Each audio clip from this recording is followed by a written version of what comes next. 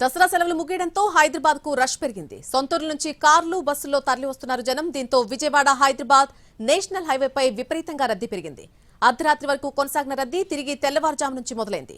ఇప్పటికీ ఆ రద్దీ కొనసాగుతోంది. హైదరాబాద్ లోకి వస్తున్న వాహనాలతో శివార్లలో ట్రాఫిక్ జామ్ అయింది. హయత్ నగర్, ఎల్బీ నగర్, వనస్థలిపురంలో చాలా నెమ్మదిగా వాహనాలు ముందుకు కదులుతున్నాయి. దీంతో వాహనదారులు తీవ్ర ఇబ్బందులు పడుతున్నారు.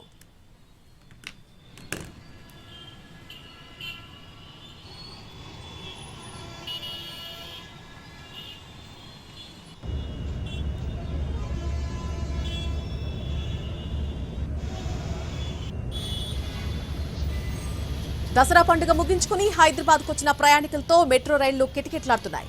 ఎల్బీ నగర్ లో బస్సులు దిగి మెట్రో రైళ్లు ఎక్కేందుకు స్టేషన్ కు చేరుకుంటున్నారు. దీంతో ఎల్బీ నగర్ మెట్రో స్టేషన్ అంతా కూడా కిక్కిరిసిపోయింది. వేలాది మంది ప్రయాణికులు రావడంతో టికెట్ తీసుకునేందుకు చాలా టైం పడుతోంది. మెట్రో టికెట్ కోసం క్యూ లైన్లో బార్లు తీరారు. టికెట్ తీసుకున్న వెంటనే ప్లాట్ఫామ్ పైకి చేరుకుంటున్నారు. దీంతో వచ్చిన ట్రైన్ వచ్చినట్టు ప్యాసింజర్స్ తో నిండిపోతోంది.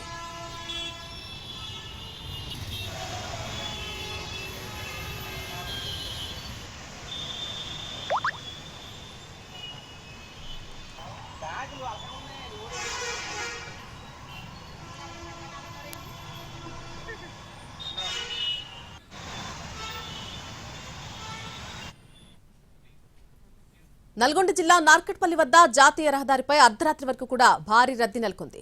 దసరా సెలవులకు సొంతూళ్లకు వెళ్లిన వారు నగరబాట పడడంతో హైదరాబాద్కు వచ్చేటువంటి రహదారులపై వాహనాలు బారులు తీరుతున్నాయి.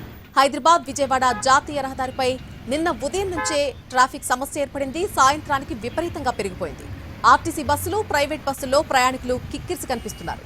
నల్గొండ జిల్లా కొర్లపహాడ్ టోల్ ప్లాజా దగ్గర అర్ధరాత్రి వరకు వాహనాలు బారులు తీరాయి. పంతంగి టోల్ ప్లాజా వద్ద రష్ ఎక్కువగా ఉంది. హైదరాబాద్ వైపు 9 టోల్ బూత్లను తెరిచి వాహనాలను పంపించారు. నార్కట్పల్లి, చిట్యాల, పెదకాపత్తి, చౌటుప్పల్, దండుమల్కాపురం మధ్య వెహికల్స్ చాలా నెమ్మదిగా కదులుతున్నాయి.